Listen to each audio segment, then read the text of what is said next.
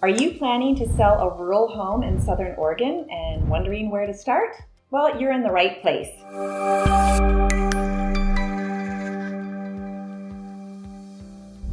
Hi there, my name is Simona Fino and welcome to my channel. Today we're going to be talking about the steps to selling a rural property in Southern Oregon. But first, let's start with an overview of the rural real estate market here. We're going to start with Jackson County. Now, prices in Jackson County range anywhere from $600,000 to $800,000, and that really depends on property size. Most properties are on the market for an average of 90 days.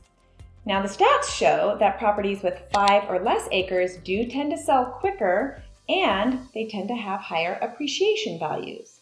All right, now in Josephine County, prices average anywhere from $435,000 to $600,000 depending on acreage. Most of those properties are on the market for an average of 80 to 85 days.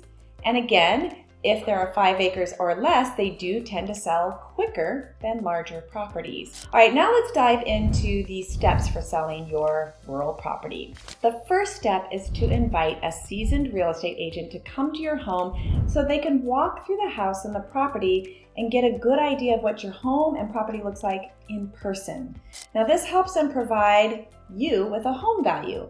Now, we can do a home valuation report sight unseen. However, we just do a much better job of figuring it out and knowing what your home is going to sell for if we can see it in person. Now, really quickly, I want to share the difference between a home valuation and an appraisal, because a lot of people get those mixed up.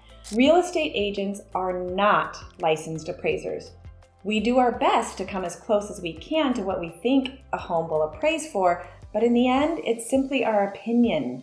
It's an educated opinion, to be sure, but it's not an appraisal. An appraisal typically costs about $1,000 and is usually ordered during the sale process by the buyer's lender, and it's paid for by the buyer. Okay, back to the home valuation. Why is that so important? Well, it's really essential to determine a competitive listing price when you're selling a property. Because if you're priced thousands of dollars over what similar properties are selling for in your area, your home is going to sit on the market and languish. And guess what? No one wants that. I cannot tell you how many times I hear buyers say, "Why has that home been on the market so long? What's wrong with it?" And I always have to explain, there's likely nothing wrong with it. The sellers have it overpriced, and so it's sitting there. All right, don't let that be you. Next up is getting your home ready for market. So while we're touring your home and property for the home valuation report, we can also assess what kinds of things you may want to consider doing to get a higher price for your home. Now remember, this is something that you can have a real estate agent do even if you aren't considering selling or you're months and years away. Why? Well, because this is important information to help you stay current with market conditions, and it can help you determine what types of home and land projects you want to prioritize. Now, if you are planning to sell sooner rather than later, then you definitely want to know what you need to do.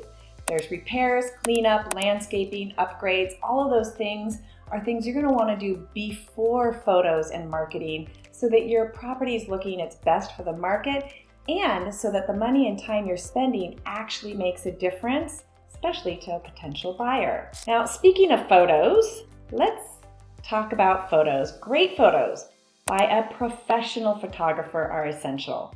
I mean, come on. How many times have you seen a listing with crappy photos, and what does it make you do? You just want to swipe right on by it. You have no interest in looking at it. You're like, yeah. Professional photography makes a really good first impression, and they say it's the first 3 photos that are the most important.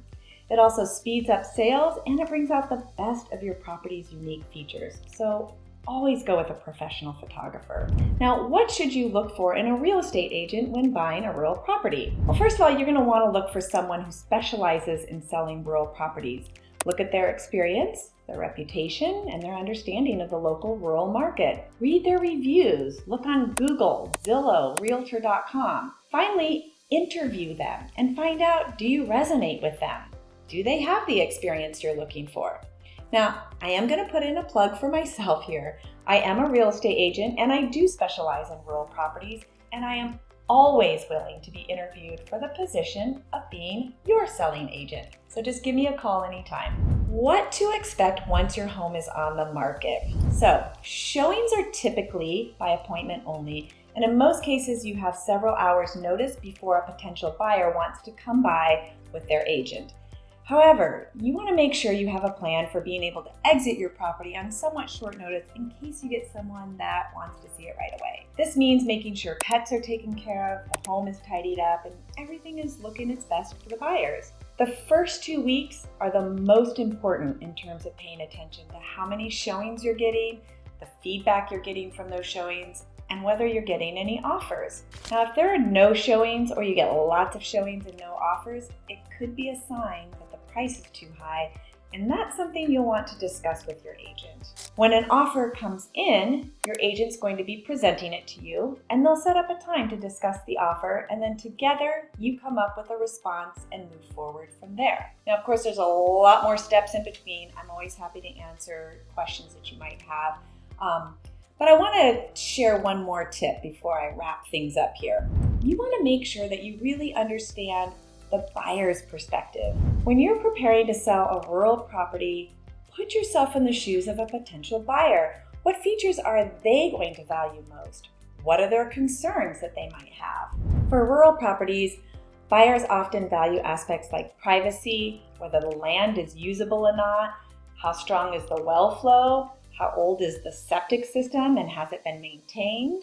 What kind of outbuildings are there and are they usable? And they might also have concerns about road maintenance or internet speed. But by understanding their preferences and concerns, then you can highlight the strengths of your property and you can address potential objections right away. Remember, every buyer is unique, but by considering their perspective, you're going to be able to position your property in a way that appeals to the widest audience possible.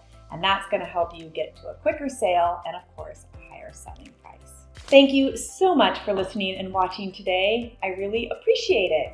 Now, if you are thinking about selling your rural property and you want to chat more about your situation, or if you're just interested in learning more about what your home value is, let's schedule a time for me to come out, and I'm happy to do that. My number is 541-326-2552. Give me a call anytime, and I'm happy to help. If you found the information here I'm presenting useful, please make sure to subscribe and don't forget to hit that like button. I really do appreciate each and every one of you. Once again, I'm Simona Fino, and I absolutely love connecting people with community. It is my superpower. All right, I will see you next time. Bye-bye.